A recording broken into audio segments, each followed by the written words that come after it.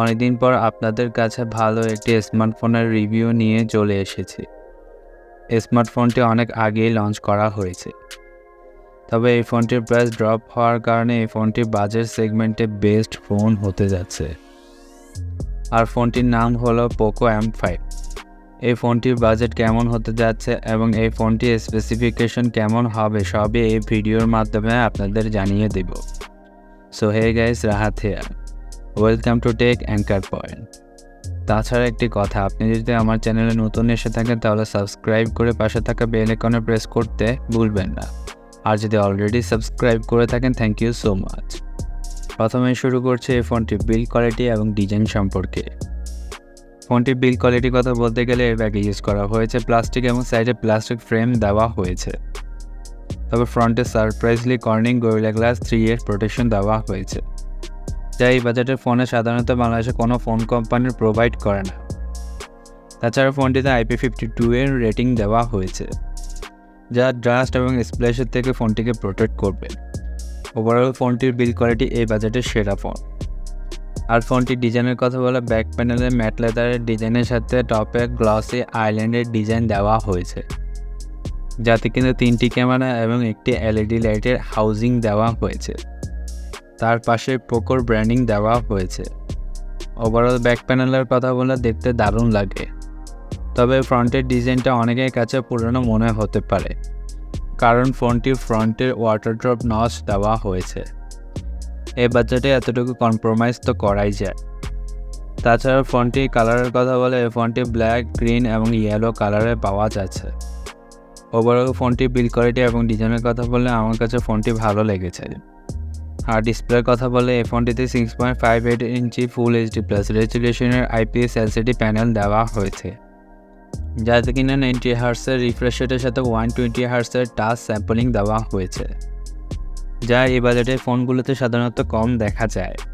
তার সাথে 20:9 এর অ্যাসপেক্ট রেশিও এবং 401 ppi এর পিক্সেল ডেন্সিটি দেওয়া হয়েছে। এছাড়া ফোনটিতে ওয়াইড অ্যান্ড অ্যাডভান্স সার্টিফিকেশনও দেওয়া হয়েছে, যার মাধ্যমে নেটফ্লিক্স বা অন্যান্য অনলাইন প্ল্যাটফর্মে ফুল HD রেজুলেশনের কন্টেন্ট দেখা যাবে, তবে HDR কন্টেন্টের সাপোর্ট পাওয়া যাবে না।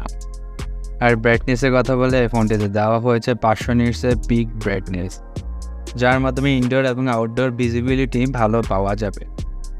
ওভারঅল ডিসপ্লেও ভালো দেওয়া হয়েছে। তাছাড়া পারফরমেন্সের কথা বলে এই ফোনটিতে দেওয়া হয়েছে MediaTek Helio G99 প্রসেসর, যা 6 ন্যানোমিটারের উপর বানানো হয়েছে, তাই এনার্জি এফিসিয়েন্সি ভালো পাওয়া যাবে এবং হিটিং ইস্যু কম দেখা যাবে। আর CPU পারফরমেন্সের কথা বলে 2.2 GHz এর পিক লাউডস্পিকের সাথে A76 কোর্স দেওয়া হয়েছে, তাই ডে টু ডে পারফরমেন্স ভালো পাওয়া যাবে। এছাড়া গেমিং গ্রাফিক্সের কথা বলে আরমানের G57 MC2 GPU দেওয়া হয়েছে। যারা জানে না তাদের জন্য বলছি, এটি কিন্তু পাওয়ারফুল গেমিং প্রসেসর, তাই গেমিংয়ে তো ভালো একটি পারফরমেন্স পাওয়া যাবে। তার সাথে গ্রাফিক রিলেটেড কাজগুলো স্মুথভাবে চলবে। তার সাথে LPDDR4X এর র্যাম এবং UFS 2.2 এর স্টোরেজ দেওয়া হয়েছে। আর অ্যান্ড্রয়েড স্কোরের কথা বলে এই ফোনটিতে 3,68,000-এর কাছাকাছি অ্যান্ড্রয়েড স্কোর পাওয়া যায়। ওভারঅল পারফরমেন্সের কথা বললে এই বাজেটে সেরা পারফরমেন্স পাওয়া যাবে। তাছাড়া ক্যামেরার কথা বলে এই ফোনটিতে দেওয়া হয়েছে 3টি ক্যামেরা, যাতে কিনা প্রাইমারি ক্যামেরা ইউজ করা হয়েছে 50 মেগাপিক্সেল। প্রাইমারি ক্যামেরাতে স্যামসাং J99 সেন্সর ইউজ করা হয়েছে। মেইন ক্যামেরার সাথে 2 মেগাপিক্সেল ডেপথ এবং 2 মেগাপিক্সেল ম্যাক্রো সেন্সর দেওয়া হয়েছে, তবে ফোনটিতে আলট্রাওয়াইড সেন্সর দেওয়া হয়নি। আর প্রাইমারি ক্যামেরাতে 1080p ভিডিও শ্যুট করা যাবে 30 fps এর উপর। এছাড়া স্টেবিলাইজারের কথা বলে এই ফোনটিতে EIS এর সাপোর্ট দেওয়া হয়েছে। আর ফ্রন্ট ক্যামেরার কথা বলে 8 মেগাপিক্সেলের সেলফি ক্যামেরা দেওয়া হয়েছে। তাছাড়া ফ্রন্ট ক্যামেরাতেও 1080p ভিডিও শ্যুট করা যাবে 30 fps এর উপর। ওভারঅল ক্যামেরা সেটআপ ডিসেন্ট দেওয়া হয়েছে। তাছাড়া ব্যাটারির কথা বললে এই ফোনটিতে দেওয়া হয়েছে 5000 mAh ব্যাটারির সাথে 22.5 ওয়াটের ফাস্ট চার্জার বক্সে দেওয়া হয়েছে, তবে ফোনটিতে 18 ওয়াটের চার্জ সাপোর্ট করে। ব্যাটারির কথা বললে হেভি ইউজে একদিন ফোনটির চার্জ আরামসে ব্যাকআপ দিবে। ওভারঅল ব্যাটারি ব্যাকআপ ভালো পাওয়া যাবে। তাছাড়া টাইপ-সি পোর্ট দেওয়া হয়েছে এবং 3.5mm অডিও জ্যাকের কানেকশন দেওয়া হয়েছে। আর ফিঙ্গারপ্রিন্টের কথা বলে সাইড মাউন্টের ফিঙ্গারপ্রিন্ট স্ক্যানার দেওয়া হয়েছে এবং ফেস আনলক দেওয়া হয়েছে। তার সাথে NFC এবং আয়ার ব্লাস্টারের সাপোর্ট দেওয়া হয়েছে। তাছাড়া ফোনটিতে Android 12 আউট অফ দ্য বক্সে পাওয়া যাবে এবং MIUI 13 এর সাপোর্ট দেওয়া হয়েছে। তবে ফোনটিতে Android 13 এবং MIUI 14 খুব দ্রুত আপডেট চলে আসবে। আর স্পিকারের কথা বললে এই ফোনটিতে সিঙ্গেল বটম ফায়ার স্পিকার দেওয়া হয়েছে, তাই সাউন্ড কোয়ালিটি অ্যাভারেজ পাওয়া যাবে।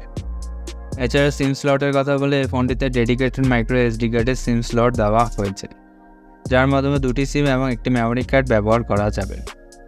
তার পাশাপাশি ভার্চুয়াল র্যামের সাপোর্ট তো থাকছেই। তাছাড়া ফোনটি 4GB র্যাম বর্তমানে বসুন্ধরা সিটি বিভিন্ন দোকানে পাওয়া যাচ্ছে 12,500 থেকে 13,000 টাকায় এবং 6GB র্যাম বর্তমানে পাওয়া যাচ্ছে 14 থেকে 15,000 টাকায়। যারা কম বাজেটে ভালো একটি ফোন পারচেস করতে চাচ্ছেন তারা নিঃসন্দেহে এই ফোনটি পারচেস করতে পারেন। সবাই ভালো থাকবেন এবং সুস্থ থাকবেন। বিদায় নিচ্ছি আজকের জন্য। দেখা হবে নতুন কোনো ভিডিওর সাথে। আল্লাহ হাফেজ।